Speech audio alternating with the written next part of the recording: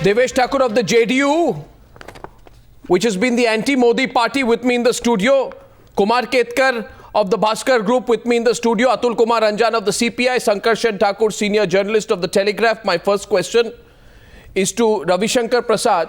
Mr. Prasad, the BJP seems to have thought it out very well.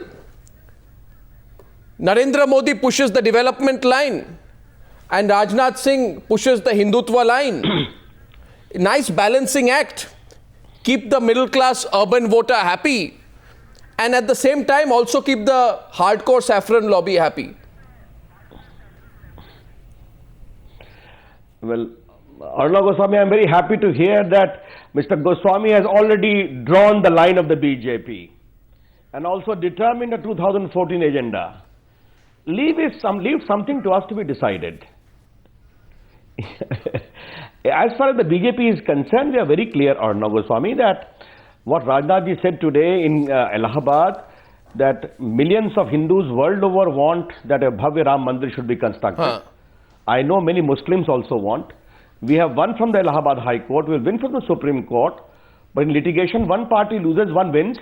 If by national consensus we can do it, there is no problem, and BJP's that agenda is very clear from 89. VHP says if agitation is needed, then we need to display our might.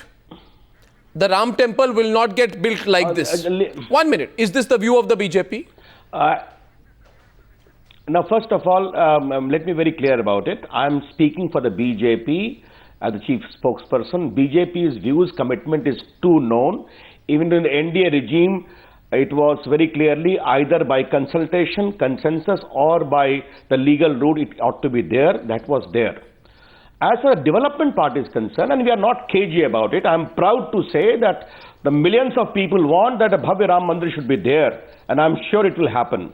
Obviously through the medium of consensus, and not only BJP, all parties need to put their resolve about it.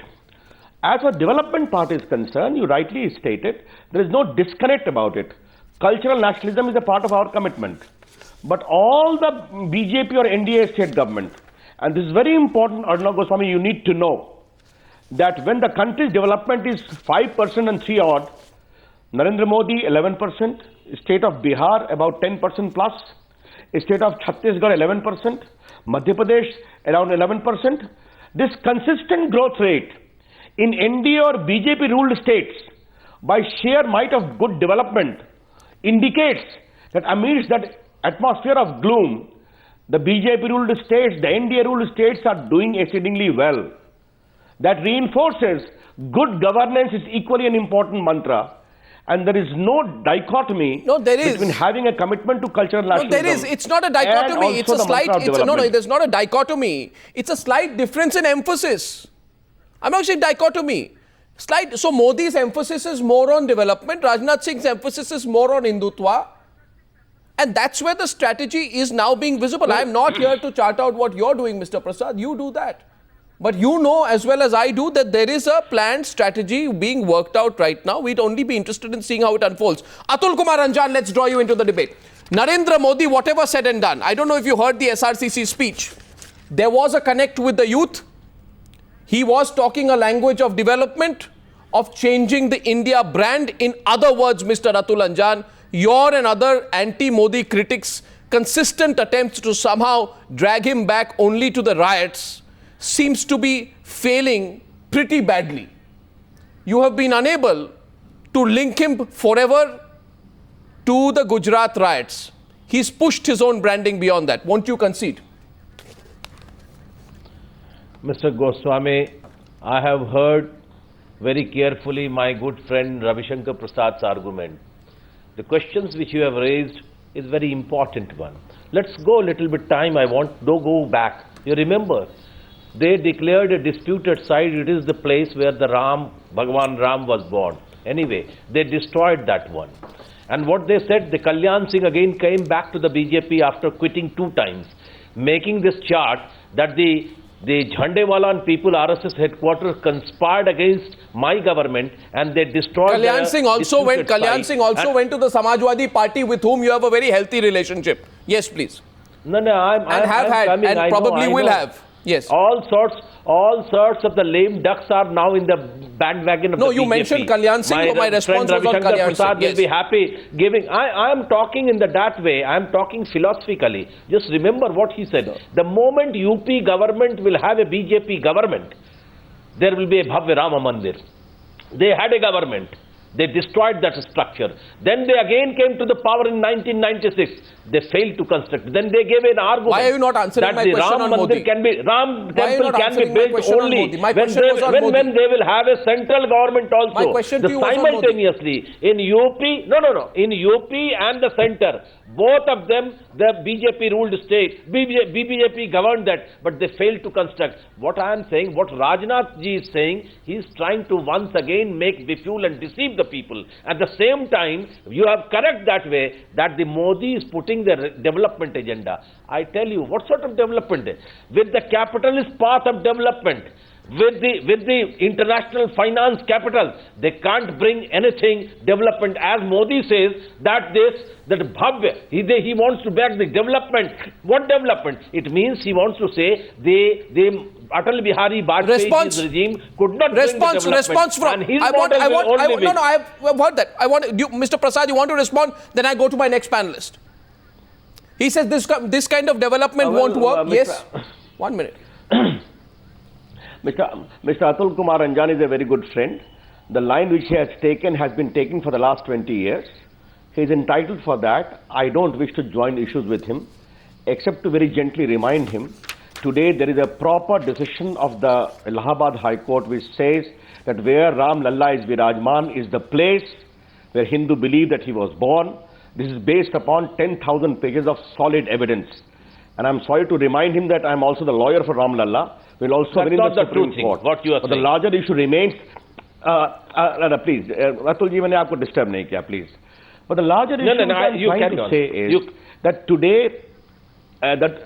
today what I'm trying to highlight, you talked about Rajnath ji's comment. That commitment of the BJP is not from election to election. It is a larger commitment which is there from 89 itself. As for Mr. Anjan's comment against Mr. Modi is concerned, the facts completely speak differently or no. Today he talks of how the changes have come in the life of small marginal farmer, small players, small businessmen, and the whole quality of life. But what is very important, which you rightly highlighted, Narendra Modi today exhorted the youth to dream of a big India, to dream of a big brand India. That's the point. Where scale is to be seen and trust the infinite energy of the youth of India. Responses. To constitute 65%. Responses. And a very funny comment I heard from my Congress friend, that he talked of the mouse and the hand over the mouse which made India big. They again went to Rajiv Gandhi. I'll gently tell my friend from the Congress party that for heaven's sake, Narendra Modi did not take the name of Congress or the BJP. He was exhorting the youth of India for their endeavor and enterprise. The point is to those who have been critical of Modi. I'm sorry to say this, Sankarshan Thakur and Kumar Ketkar openly critical of Modi. Devesh Chandra Thakur very reflectively looking back at whether the JDU will change its position tonight. I'm coming to you last. Would Sankarshan Thakur first and Kumar Ketkar after that concede that at a time when the economy is exhibiting sluggishness, when there is a sense of despondency and also growing anger, Narendra Modi, whether you like him or not, Sankarshan, is pushing a roadmap. And the youth of this country are probably going to buy into this roadmap. He's marketing himself brilliantly. He's talking about what he has done, and he's doing it with consistency again and again. Is it going to be possible after this to pull him back only to 2002? Sankarshan first, and then to Kumar Ketkar. Sankarshan.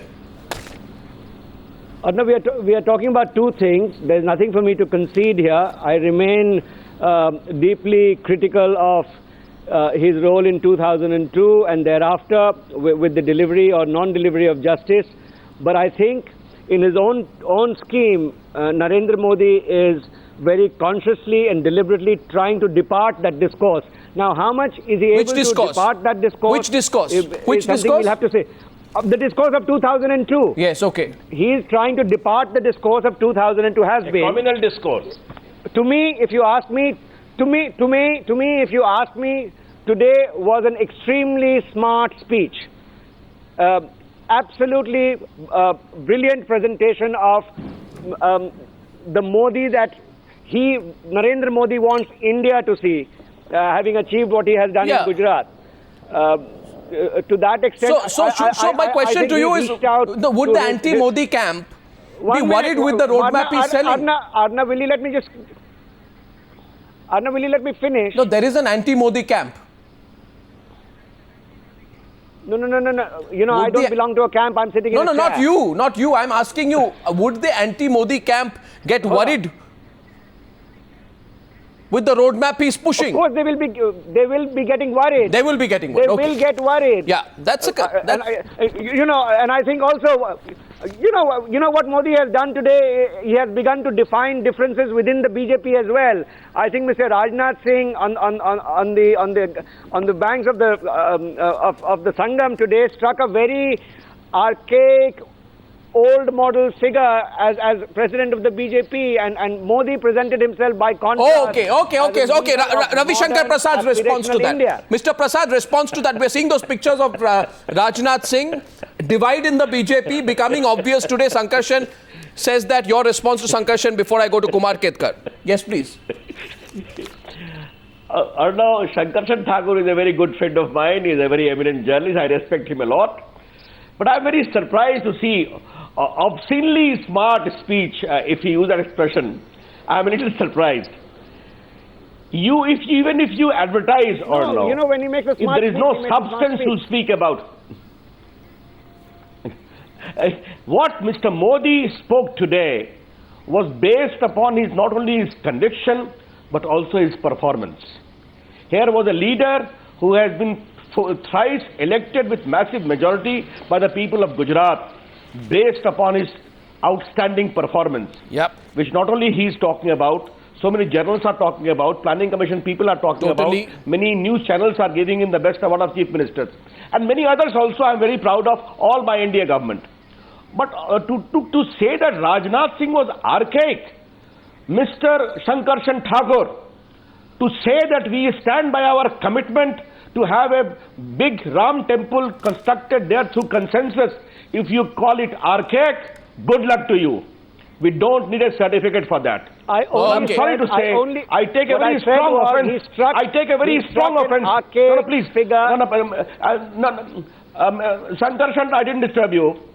For a journalist of your standing, for a national party which has a commitment from 89, for which efforts have been made, to call it archaic, good luck to you. You want to revise that word? No. Billions of Hindus world over. Fine. And many Muslims also. He's not for the sake of Hindu sentiment. He's not responding. Want that Bhagwan Mandir should be there. Mr. Prasad, I asked him, you want to respond or revise that? He said, I'm not responding. He's not revising it. Fine. Sankarshan Thakur, you stand by your word archaic. My question here is, let's look at it politically, Kumar Ketkar.